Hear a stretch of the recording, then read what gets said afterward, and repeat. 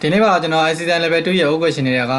2021 January ရဲ့မှာနံပါတ်4ပို့စာလေးကိုရှင်းပြပါမယ်။နံပါတ်4မှာသူကပေးထားတာကဒီ resource မှာပေးထားတာကNo-4 မှာ provide the following information ဆိုပြီးတော့30 June 2020နဲ့ပတ်သက် information ပေးထားတယ်။ First July ဆို opening 30 June ဆို closing ပေးထားတယ်။ property ကတော့မပြောင်းလဲဘူး opening closing ဒီကနေ့မယ်။ email opening 9663ညနဲ့6490ရှိတယ်။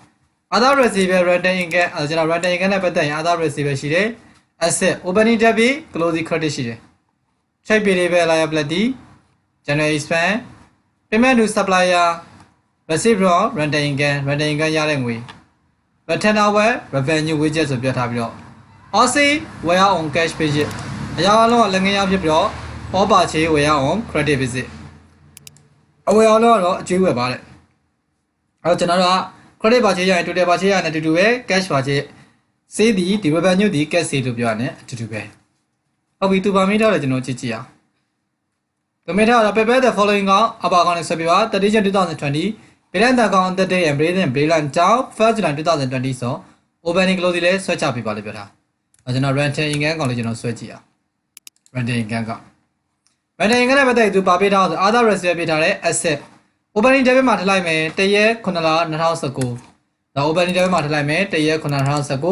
balance BD 1600 closing credit မှာထည့်လိုက်မယ်1900ဘာလို့ဆိုရင် asset ဖြစ်တဲ့ opening debit closing credit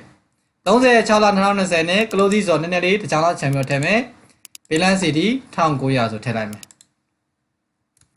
rental income နဲ့ပတ်သက်ဒီမှာရတဲ့ငွေရှိတယ် receipt from rental income rental income ရတဲ့ငွေဝင်တာပေါ့အဲ့ဆိုရတာဆိုတော့ဝင်တာဆိုဘဏ်မှာ debit rental income မှာ credit အဲ့ဒါ rental income နဲ့ credit မှာထည့်လိုက်မယ် bank account closing date နဲ့တက်မယ်36လ20ခုနှစ်36လ2020 bank account ဆိုပြီးတော့ငွေမောင်းက1.500နောက်ထပ်မရှိတော့ဆိုကျွန်တော်ဆင်းပေးလိုက်မယ်ညာရယူလိုက်မယ်1.3400လိုတဲ့ဘက်မှာဖြည့်ဒါဒီကျွန်တော် statement of profit ဆိုတော့ income ဝင်သွားတယ် income statement income လို့လည်းသုံးလို့ရတယ် statement of profit ဆိုတော့ income လို့လည်းသုံးလို့ရတယ်ဒါက closing date 30ရက်6လ20ခုနှစ်ပြန်ဆွဲချလိုက်မယ်1ရက်9လ20ခုနှစ် balance BD debit ဘက်ကိုဆွဲချမယ် CD ကိုဆွဲချမှာပေါ့1900ဒါဆိုကျွန်တော် rental income ကောင်လေးပြီးသွားတယ်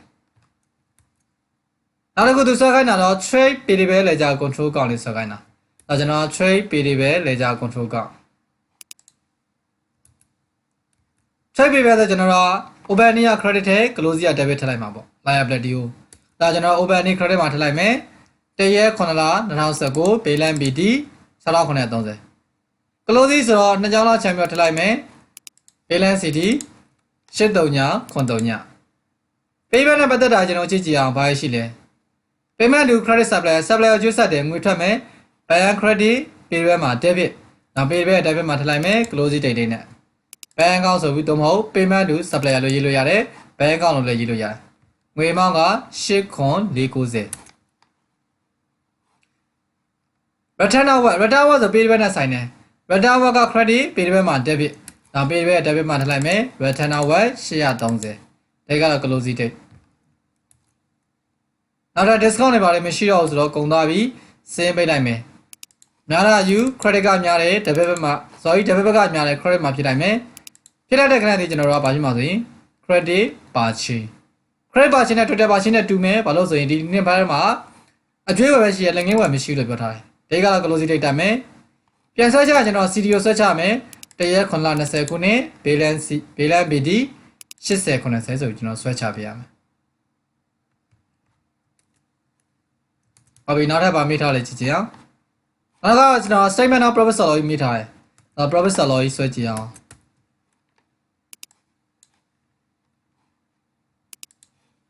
အဲဆိုကျွန်တော် revenue ထက်မှာပေါ့ revenue ကျွန်တော်ရှိလာကြည့်လိုက်တော့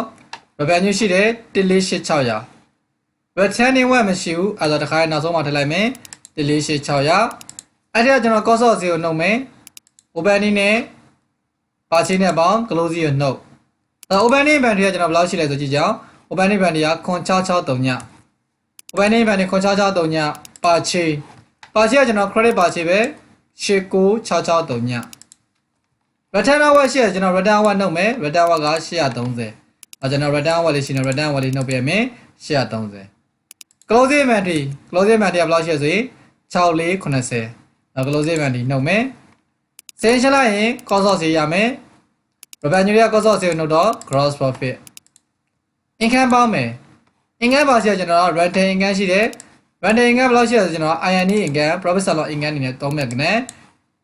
နှစ်တိ800ကိုထည့်ပြရမယ်အဲဒါကျွန်တော်နှစ်တိ800အဲ့ဒီကျွန်တော် expense တွေနှုတ်လိုက်မယ် expense နဲ့ပတ်သက်ဒီမှာပါရှိရဆိုကျွန်တော် general expense ရှိမယ်6139နှစ်general expense 6139နှစ်